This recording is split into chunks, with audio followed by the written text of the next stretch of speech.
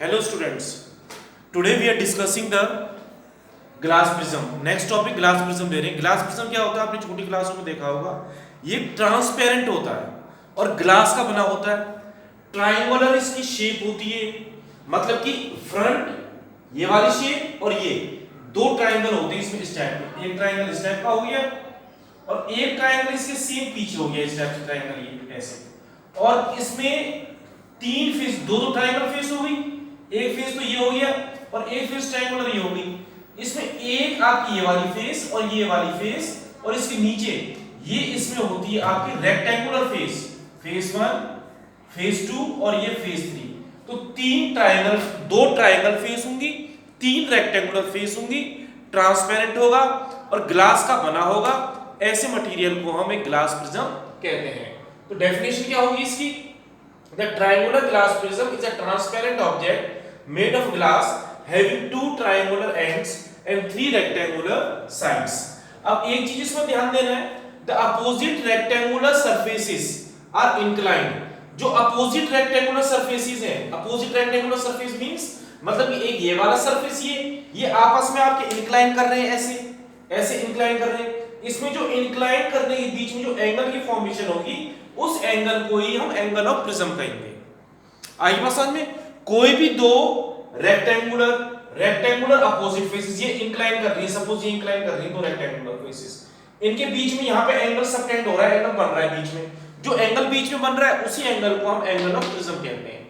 जो आपका ये ग्लास प्रिज्म होता है, हम तो खैर इक्विलेटरल को डिस्कस करेंगे जिसमें एंगल ऑफ प्रिज्म आपका 60 डिग्री का होता है. लेकिन ये आपके जो जनरली इक्विलेटरल भी होता है, राइट एंगल भी होता है, आइसोलेस होता है, right angle prism are used. इस टाइप के इसके अंदर हम इसमें यूज करते हैं.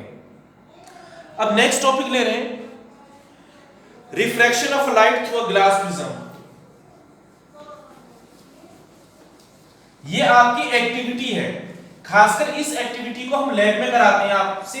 लेकिन पहले थोड़ा सा इसको समझना, ये एक्टिविटी किस टाइप से परफॉर्म होगी और फिर आपके क्लियर आ जाएगी समझ में. और जब आपको प्रैक्टिकल करोगे क्लास के अंदर, जब इसका कंसेप्ट बहुत अच्छे से क्लियर हो जाता है इस एक्टिविटी का. इस एक्टिविटी में हेडिंग है refraction of A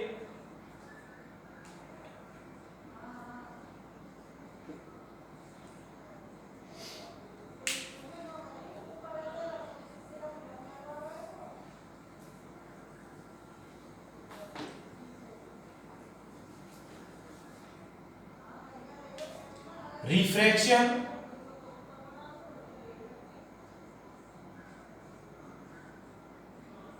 through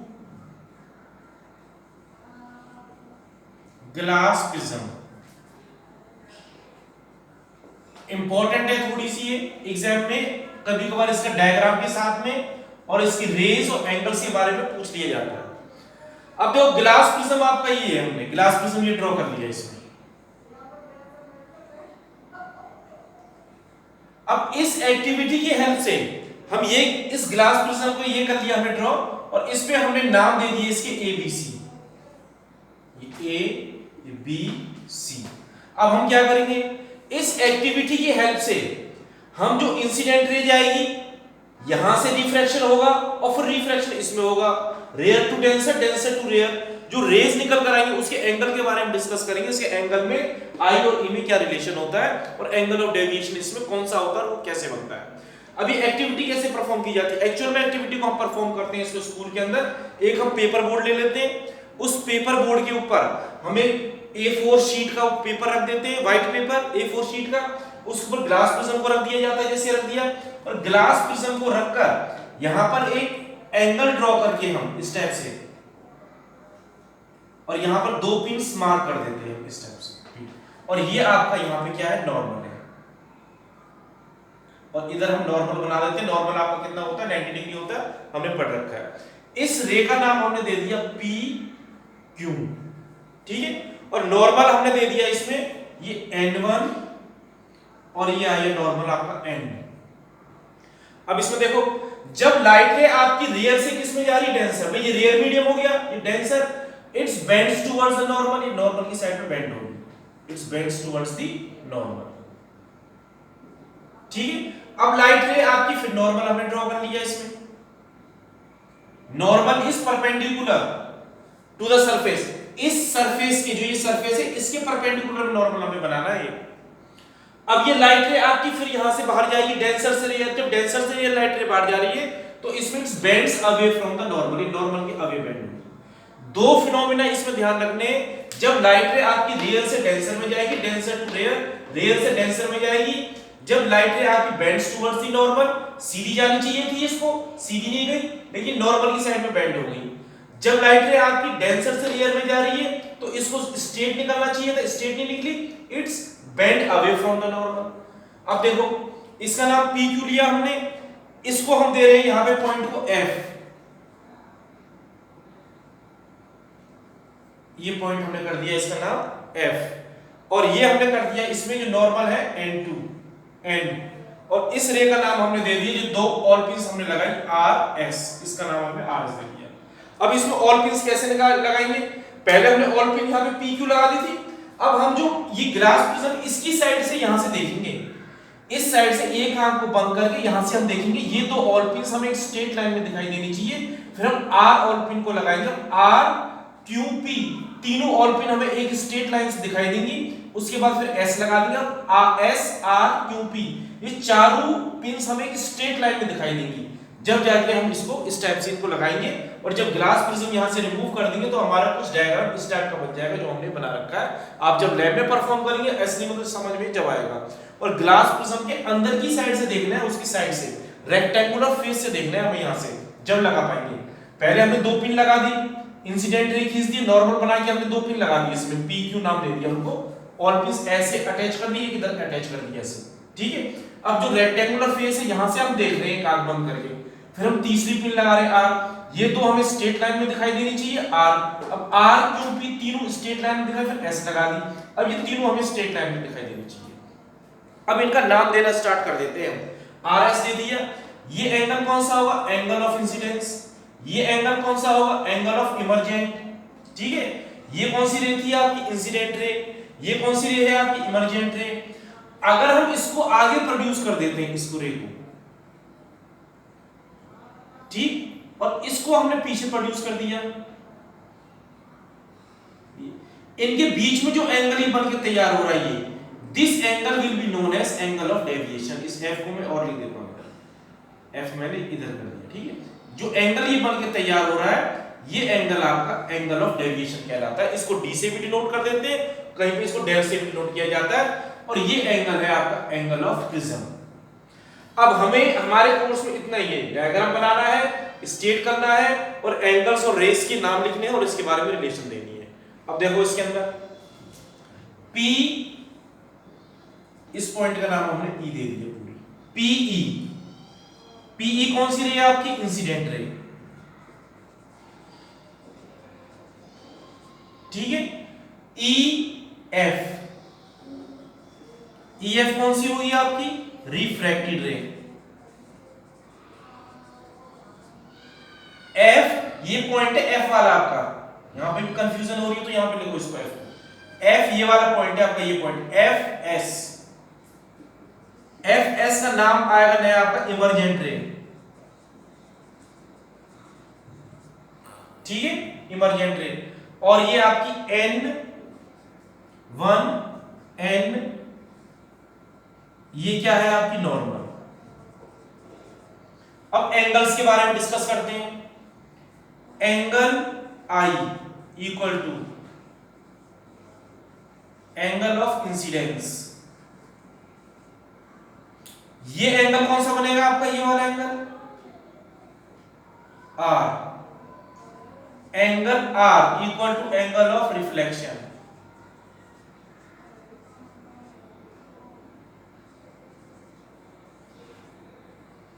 angle E equal to angle of emergence,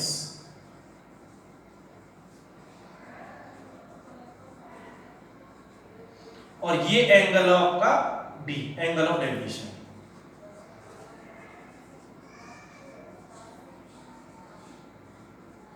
अब इसके अंदर हम दो नई चीज पढ़ रहे हैं, एक तो हमने ये पढ़ा इमर्जेंट रे के बारे में,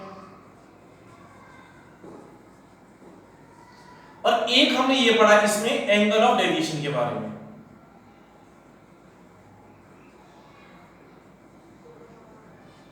और ये एंगल ए क्या होगा आपका, एंगल ऑफ प्रिज्म।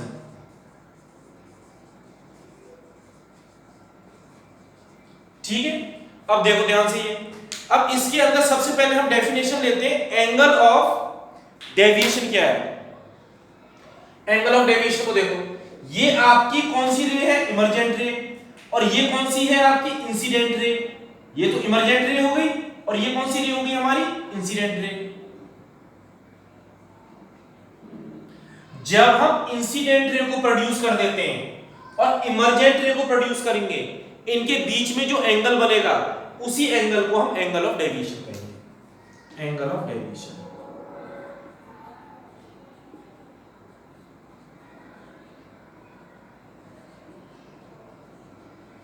हमने इसको डी से डिनोट कर रखा है। The angle made in between incident ray and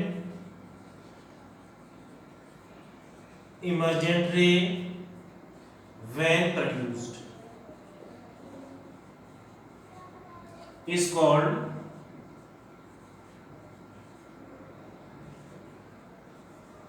angle of deviation। इसको हम एंगल ऑफ डेविएशन कहते हैं। ठीक है, नेक्स्ट है इसमें एंगल ऑफ जो डेविएशन है। अब एक चीज और देखो, अगर आप इमर्जेंट रे को डिफाइन करना चाहें, the ray of light which is refracted from denser to rarer, ये आपकी वो रे है लाइट की जब डेंसर से रेयर मीडियम में रिफ्रैक्ट हो रही है, या when ray of light is refracted again from denser to rarer medium, उसको हम इमर्जेंट रे कहते हैं। ठीक है, अब इसके बाद में अब जो अगर हम एक रिलेशन देना चाहें, इस रिलेशन को देख लो, एंगल ए, मैं यहां पे एक रिलेशन लिख रहा हूं इसमें, angle A plus angle D, ये आप 12th क्लास में पढ़ोगे, इसका डेरिवेशन है, और angle I equal to angle E, ये इसमें आपका ये इक्वल होते हैं, डेरिवेशन आप 12th क्लास में करोगे, ई किस टाइप से इक्वल आता है। अगर एंगल ए और डी को हम प्लस कर दें, इनका सम एंगल आई और ई का सम, ये आपस में आप कैसे होंगे, ये बराबर होंगे। तो आज हमने टॉपिक ये किया है। उसके बाद में एक चीज और ध्यान दो यहाँ पे, अब जो हमारा ये था, अभी हमने जो डिस्कस किया है, इसके बाद में जो एंगल ऑफ डेविएशन है किन किन फैक्टरों पे डिपेंड करता है। Angle of deviation depends on, ठीक है, एंगल जो डेविएशन है ये किन किन फैक्टरों पे डिपेंड करेगा, मैं ये रब कर रहा हूं सारा।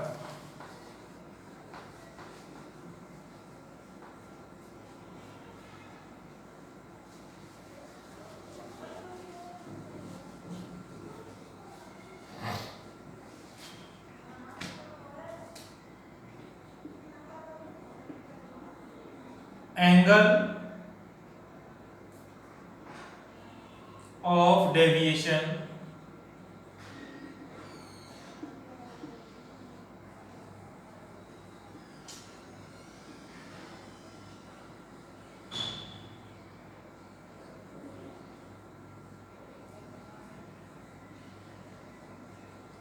डिपेंड्स अपॉन, किन किन फैक्टरों पे डिपेंड करता है। आंसर देखो, एंगल ऑफ डेविएशन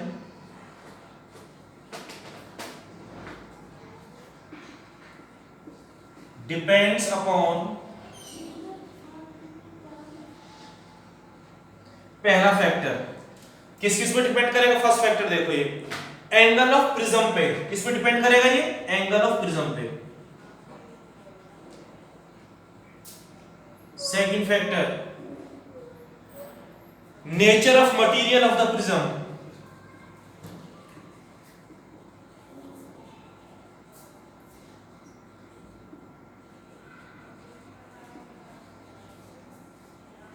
और last third factor, angle of incidence,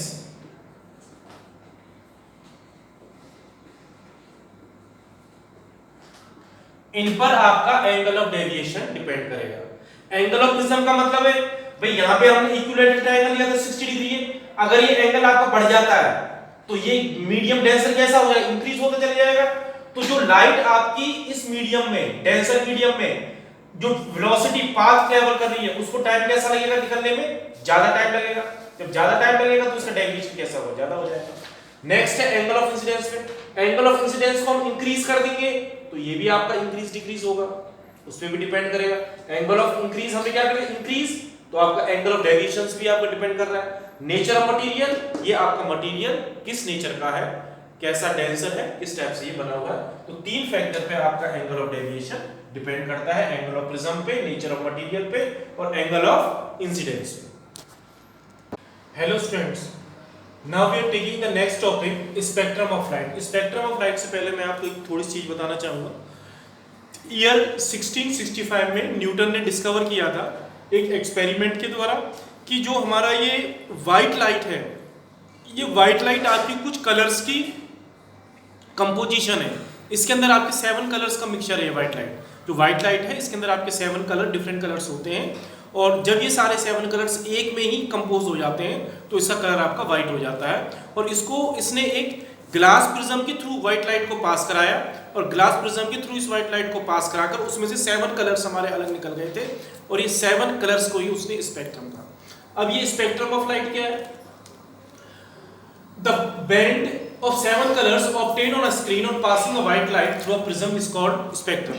हमने एक प्रिज्म ले लिया जिसका नाम ABC है, इसमें से ये व्हाइट लाइट को हम पास करा रहे हैं। व्हाइट लाइट हो सकती है, टॉर्च की लाइट पास करा रहे हैं इसमें से, तो इसमें से आपके ये एंगल यहाँ पे आपका नॉर्मल बना दें हम। अगर इधर नॉर्मल बनाए तो ये आपकी जो रिफ्लेक्टेड रे है its bends towards the normal, normal की साइड में बेंड होगी।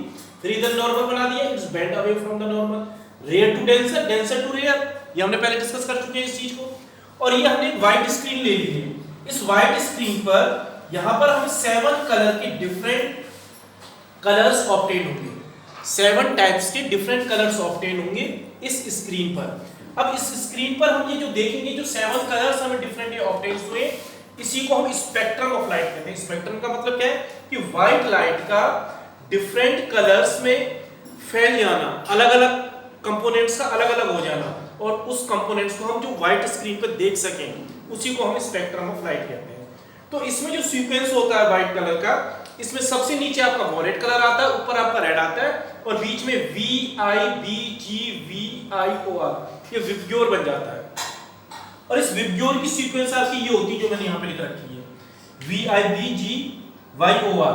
और V का मतलब है वॉयलेट, I का मतलब इंडिगो, B का मतलब ब्लू, G का मतलब ग्रीन, Y का मतलब येलो, O का मतलब ऑरेंज, और R का मतलब रेड। ये आपके डिफरेंट कलर्स हमें ऑब्टेन होते हैं, और इसी को हम व्हाइट लाइट कहते हैं, इसी को हम स्पेक्ट्रम ऑफ लाइट कहते हैं। जिस स्पेक्ट्रम को हम आंखों से देख सकते हैं, जिस स्पेक्ट्रम के कलर्स को हम डिफरेंट कलर्स को जो आंखों से देख सकते हैं, इसी को हम विजिबल स्पेक्ट्रम कहलाते हैं। क्या कहते हैं इसको? Visible spectrum. तो हमने अब 2 डेफिनेशन डिस्कस कर ली, एक तो स्पेक्ट्रम की करी है और एक visible spectrum. This band of 7 colors obtained on a screen passing white light through a prism is called spectrum. As all the colors in this spectrum are visible to our eyes, it is rightly called a visible spectrum. मतलब कि जो हम आंखों से इन सारे colours को clear देख पाएंगे वो आपका विजिबल स्पेक्ट्रम कहलाता है। और जो 7 कलर्स आपके स्पेक्ट्रम के हैं, इसको इस सिंबल से, इन वर्ड से हम इसको डिनोट करते हैं। यहाँ पे V का मतलब वॉयलेट होता है, I का मतलब Indigo, B for blue, G for green, Y for yellow and O for orange, R for red. Now we are taking the dispersion of white light. अब dispersion of white light क्या होता है? White light का, सन की light का किसी भी transparent medium जैसे प्रिज्म से लाइट का पास कराना और 7 डिफरेंट कलर्स में स्प्लिट हो जाना, उसी को हम डिस्पर्जन ऑफ व्हाइट लाइट कहते हैं। The splitting up of white light into 7 colors on passing through a transparent medium like a glass prism is called dispersion of light. अब dispersion of light में हमें ये चीज यहाँ पे ध्यान देनी है कि जैसे अभी हमने डायग्राम बनाया था, ये ठीक है, ये प्रिज्म हो गया आपका, ये व्हाइट लाइट हो गई, इसमें ये आपका यहाँ पे रिफ्रैक्शन हो रहा है, और ये आपकी इसमें से लाइट ये पास हो गई, और ये आपका स्पेक्ट्रम था व्हाइट स्क्रीन की, जहां पे हम डिफरेंट कलर्स की देख रहे थे कॉम्बिनेशन। अब इसमें यहां पे ध्यान दो, ये इंपॉर्टेंट चीज है बहुत ही। अब इसमें ये क्या है, जो हमने विब्ग्योर बनाया था, ये इस विब्ग्योर में हम ये देख रहे हैं कि इसके ऊपर सबसे पहले तो आपका रेड कलर आ रहा है और नीचे कौन सा आ रहा है आपका वॉयलेट कलर आ रहा है। तो जो वॉयलेट कलर है इसका डेविएशन कैसा हो रहा है, मैक्सिमम। कैसा डेविएशन है इसका, मैक्सिमम। और इसका डेविएशन कैसा है रेड कलर का, मिनिमम। इसका डेविएशन तो मिनिमम डेविएशन, और इसका डेविएशन कैसा है आपका, मैक्सिमम डेविएशन। तो जो मैक्सिमम और मिनिमम डेविएशन है, इसी वजह से यहां पर आपका फर्स्ट स्टार्टिंग में वॉयलेट कलर आता है और टॉप मोस्ट में आपका रेड कलर आता है। इसका रीजन भी है, ये आपका डिस्पर्जन, इसका कॉज क्या है, आपके डिस्पर्जन का कॉज क्या है, तो इसको भी हम डिस्कस कर लेते हैं साथ साथ में। देखो अभी हमने डिस्पर्जन की डेफिनेशन ले ली, डिस्पर्जन के बाद में अभी हमने ये भी डिस्कस कर लिया, रेड कलर आपका डेविएटेड लीस्ट होता है। ऊपर रेड कलर है तो इसका डेविएशन कैसे होगा, सबसे कम होगा। और जो आपका वॉयलेट कलर नीचे है, इसका डेविएशन कैसे होगा, आपका बहुत ज्यादा होगा। ठीक है, इसी वजह से, इसी कारण से, डेविएशन के कारण से रेड कलर आपका टॉप मोस्ट में है और वॉयलेट कलर आपका कैसे है, लोअर मोस्ट में आता है, due to dispersion of light में। और ये आपकी कैसी थी, व्हाइट लाइट थी। अब ये डिस्पर्जन का कॉज क्या है, अब इस कॉज को डिस्कस करते हैं। कॉज में देखो, अब सबसे पहले अभी हमने ये पढ़ा कि जो वेवलेंथ है लैम्डा, ये लैम्डा का सिंबल होता है। रेड कलर की वेवलेंथ कैसी है इसमें, ज्यादा, और ये वॉयलेट कलर की वेवलेंथ कैसी है इसमें, कम। ये वॉयलेट है, ये कम और ज्यादा क्यों है, हमने ये फॉर्मूला पढ़ रखा है 9th क्लास में, lambda equal to v upon nu. ये है लैम्डा वेवलेंथ, वेलोसिटी, और ये क्या है आपकी फ्रीक्वेंसी। इसमें यहां पे ध्यान दो, अगर किसी कलर की वेवलेंथ ज्यादा है तो उसकी वेलोसिटी कैसी होगी, ज्यादा। भाई ये वेलोसिटी ज्यादा तो इसकी वेवलेंथ कैसी है, ये ज्यादा है, और फ्रीक्वेंसी कैसी है, इसकी कम है। तो इसी कारण से आपकी रेड कलर की वेवलेंथ ज्यादा है। जब रेड कलर की वेवलेंथ ज्यादा है तो नेचुरली इसकी आपकी वेलोसिटी कैसी होगी, ज्यादा होगी। हमने lambda directly proportional to v ये डिस्कस कर रखा है। तो जिस कलर की वेवलेंथ ज्यादा होती है उसी कलर में आपकी वेलोसिटी ज्यादा होती है। एक अगर हम इसको दूसरे रिफ्रैक्टिव के तरीके से देखें, रिफ्रैक्टिव इंडेक्स का फॉर्मूला होता है n is equal to 1 upon v। इसका मतलब अगर किसी ऑब्जेक्ट का रिफ्रैक्टिव इंडेक्स ज्यादा है, ठीक है, तो उसकी वेलोसिटी कम। अगर हम इसमें नीचे आते चले जाएं, ये ऊपर से कैसा नैरो और नीचे से कैसा होता है इसका बॉटम, ये फैलता जा रहा है ये। तो इसका मतलब यहां पर अगर इसको और इसको कंपैरिजन करें, अगर प्रिज्म को मैं दो हिस्सों में कंपैरिजन करूं, इसमें और इसमें करूं, तो यहां पर तो इसकी विड्थ कैसी है, कम, और यहां पे विड्थ कैसी है, ज्यादा। जो ये व्हाइट लाइट है, इसको इसके अंदर ट्रेवल होने पे इस पार्ट में तो ज्यादा टाइम लगेगा, बट डिस्टेंस ज्यादा कवर करना पड़ेगा यहां पर ट्रेवल होने के लिए, और यहां पर ट्रेवल होने के लिए इसको डिस्टेंस कैसा कवर करना पड़ेगा, कम करना पड़ेगा। तो नेचुरली जहां पर इसको डिस्टेंस ज्यादा ट्रेवल करना पड़ेगा तो उस केस में इसकी स्पीड कैसी हो जाएगी, आपकी बाहर निकलने की कम हो जाएगी। यहां पर इसको डिस्टेंस कम ट्रेवल करना पड़ रहा है, तो ये आपका जो रेड कलर है बहुत जल्दी से बाहर निकल कर आएगा। तो इसी वजह से रिफ्रैक्टिव इंडेक्स इनवर्सली प्रोपोर्शनल है। जिसका रिफ्रैक्टिव इंडेक्स ज्यादा होगा उस केस में वेलोसिटी आपकी कैसी होती है, कम। तो अगर हम ये यहां पर इससे भी निकालें तो ये आपका रेड कलर का रिफ्रैक्टिव इंडेक्स इस केस में ज्यादा है, और वॉयलेट का रिफ्रैक्टिव इंडेक्स कैसा है ना। अभी हम ये डिस्कस कर रहे थे कि रेड कलर की वेवलेंथ ज्यादा होती है और वॉयलेट कलर की कम होती है। अभी हमने रीजन भी बताया था, ये आपका फॉर्मूला होता है wavelength is equal to v upon nu. v आपका वेलोसिटी है और ये लैम्डा आपकी वेवलेंथ है। अगर वेवलेंथ ज्यादा होगी तो वेलोसिटी भी ज्यादा होगी। तो ये कैसे होगी, दोनों आपके डायरेक्टली प्रोपोर्शनल। इसी वजह से जो रेड कलर है उसकी वेलोसिटी ज्यादा होती है और वॉयलेट कलर की वेलोसिटी कम। जब इसकी वेलोसिटी ज्यादा है, इसकी कम है, नेचुरली उनकी वेवलेंथ रेड कलर की ज्यादा होगी और वॉयलेट कलर की कम। रिफ्रैक्टिव इंडेक्स का फॉर्मूला क्या होता है, speed of light in rarer medium, speed of light in denser medium, c upon v भी कर सकते हैं इसको हम। तो इसको अगर हम ये लें n 1 अपॉन v, तो इसका मतलब ये हुआ जो डेविएशन है रिफ्रैक्टिव इंडेक्स से कैसे होगा, वो डायरेक्टली प्रोपोर्शनल। तो इस केस में रेड कलर का डेविएशन कम होगा, जो हमने पहले डिस्कस कर लिया था, और वॉयलेट कलर का डेविएशन कैसा होगा, इसमें ज्यादा होगा। इसके हिसाब से देखें हम चार्ट बना के वेवलेंथ के हिसाब से, ये वॉयलेट कलर की वेवलेंथ है, इंडिगो की वेवलेंथ, ब्लू कलर की वेवलेंथ, ग्रीन की वेवलेंथ, और येलो की वेवलेंथ, ऑरेंज की wavelength, this one is the red colour wavelength. Velocity violet की ज्यादा, लेस, और नीचे आएंगे तो वेलोसिटी आपकी इंक्रीज, किसकी ज्यादा है वेलोसिटी? रेड कलर की, जो अभी हमने यहाँ पे डिस्कस कर लिया। ठीक है, अगर हम रिफ्रैक्टिव इंडेक्स के हिसाब से देखें तो वॉयलेट कलर का रिफ्रैक्टिव इंडेक्स कैसा है? हाई, ये आ गया। और जब ऊपर से नीचे आएंगे हम तो ये कैसा होता जाएगा? डिक्रीज होता चला जाएगा। और रेड कलर का रिफ्रैक्टिव इंडेक्स कैसा होगा? कम होगा, आपस में दोनों के कंपैरिजन में। तो ये हमारा कंसेप्ट है किसका? डिस्पर्जन क्यों होता है। दिस इज वेरी इंपॉर्टेंट, इसको आप देख लेना। एक बार हम फिर से डिस्कस कर लेते हैं। रेड कलर की जो वेवलेंथ है वो ज्यादा होती है और वॉयलेट कलर की वेवलेंथ कैसी होती है? कम। इस फॉर्मूले के बेस पर ये वेलोसिटी के डायरेक्टली प्रोपोर्शनल है। तो v directly proportional to lambda, wavelength velocity of red colour is more than violet colour. इसी हिसाब से वेलोसिटी और रिफ्रैक्टिव इंडेक्स का हम कंपैरिजन करें तो आपका refractive index inversely proportional to the velocity. इसमें उसी हिसाब से आपका रिफ्रैक्टिव इंडेक्स डेविएशन की डायरेक्टली प्रोपोर्शनल होता है। तो रेड कलर का डेविएशन कम होगा और वॉयलेट का डेविएशन ज्यादा होगा। इनकी मैंने यहाँ पे इस टेबल में वेवलेंथ लिख दी है। Velocity, refractive index, less, high, low, high, और ये हमने विब्ग्योर का पूरा वर्ड इसमें ये लिख दिया है। कॉज है डिस्पर्जन का। इसी वजह से जो ग्लास प्रिज्म के अंदर different colours, white light pass होती है और डिफरेंट कलर्स पे स्प्लिट होते हैं तो वो अलग अलग डेविएट होते हैं, अलग अलग वो डेविएट होते हैं एंगल पे, और डेविएट होने के कारण उनकी वेलोसिटी वेवलेंथ पे डिपेंड करती है। तो रेड कलर का डेविएशन हमारा मिनिमम होता है और वॉयलेट कलर का डेविएशन हमारा ज्यादा होता है। नेक्स्ट टॉपिक ले रहे हैं recombination of colours of spectrum. या हम ये भी कह सकते हैं कि एक प्रिज्म को दूसरे प्रिज्म के उल्टे में लगाना और उससे कलर्स देखना, फिर कैसे कलर्स उसमें से आउट होते हैं।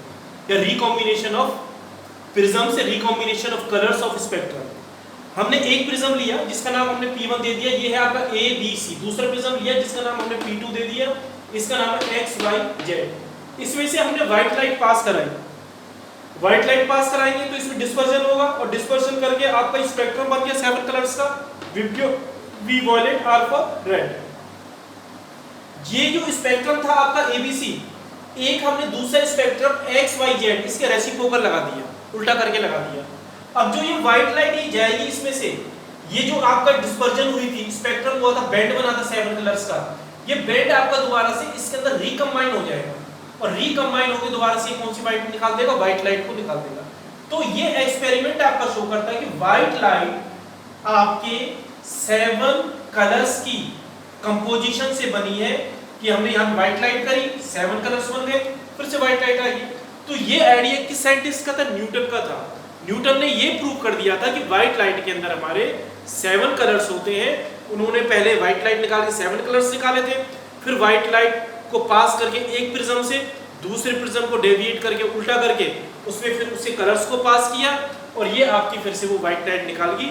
ऐसा इस वजह से हुआ था क्योंकि जो सेकंड प्रिज्म के अंदर बेंडिंग हो रही थी वो इक्वल अमाउंट में बेंडिंग इसके अंदर भी हो रही थी और वो आपके जो कलर्स थे वो कंबाइन हो गए और कंबाइन निकाल के दोबारा से उसने व्हाइट लाइट निकाल दी।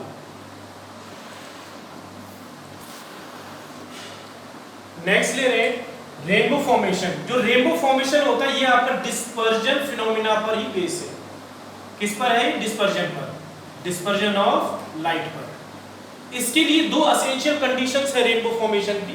पहली कंडीशन कि आपकी शाइनी हो, सन हो, हल्की हल्की धूप और हल्की बारिश हो, जब भी आपका रेनबो फॉर्मेशन होता है। मतलब कि धूप के टाइम में, सनलाइट के टाइम में आपकी धीरे धीरे वो रेनिंग हो रही हो, shining at its raining at the time, धूप में ही बारिश हो, उस टाइम पे रेनबो फॉर्मेशन होता है। सेकंड कंडीशन है कि हमारी जो बैक है वो सन की तरफ होनी चाहिए। बैक हमारा किस में होना चाहिए? सन की तरफ, और रेन हमारी फ्रंट में होनी चाहिए जब हमें रेनबो फॉर्मेशन दिखाई देती है। अब ये होता कैसे? मैंने भी बताया रेनबो फॉर्मेशन क्या, डिस्पर्जन क्या था कि व्हाइट लाइट किसी भी ट्रांसपेरेंट मीडियम में से पास हो जाना और 7 कलर्स में स्प्लिट हो जाना। जैसे ये हमारा रेन का ड्रॉप है, ठीक है, और ये हमारी क्या है? इधर सन की लाइट है, इसमें से सन की लाइट ये आ रही है यहां से, तो इस पॉइंट पर आपका रिफ्रैक्शन होगा। ये क्या होगा? इस पॉइंट पर ये रिफ्रैक्शन, लाइट आपकी रेयर से डेंसर में जाएगी, its bends towards the normal, ये नॉर्मल की साइड पे बेंडिंग हो जाएगी इस तरह से। मैंने हल्के से बेंडिंग दिखा रखी है, its bends towards the normal. अब इसमें लाइट रे एक नहीं होगी तो बहुत सारी लाइट रेज होंगी, मैंने एक लाइट रे और ली होगी इसमें, ठीक है।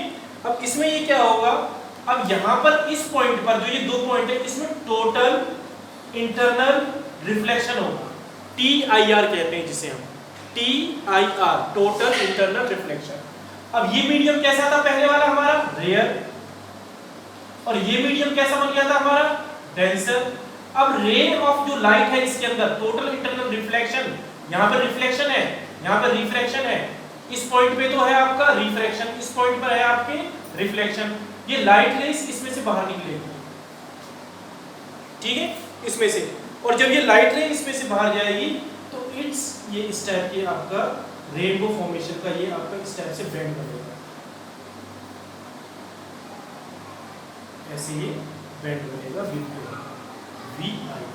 तो हमें ऑब्जर्वर को, जो भी ऑब्जर्वर होगा उसको आपको 7 कलर का ये बेंड दिखाई देगा।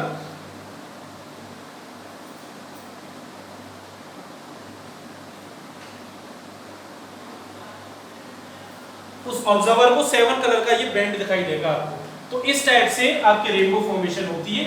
इस पॉइंट पर फिर से आपका रिफ्रैक्शन होगा। देखो एक बार फिर से हम डिस्कस कर लेते हैं। जो रेनबो फॉर्मेशन है वो आपका डिस्पर्जन पर बेस है। अगर एग्जाम में आता है सबसे पहले तो आपको ये फिनोमेना लिखना है डिस्पर्जन, फिर डायग्राम बनाना है और इसकी एक्सप्लेनेशन लिखनी है कि when light ray come from sun then its enter in a water droplets the phenomena is refraction will take place and in the water droplet the total internal reflection will take place.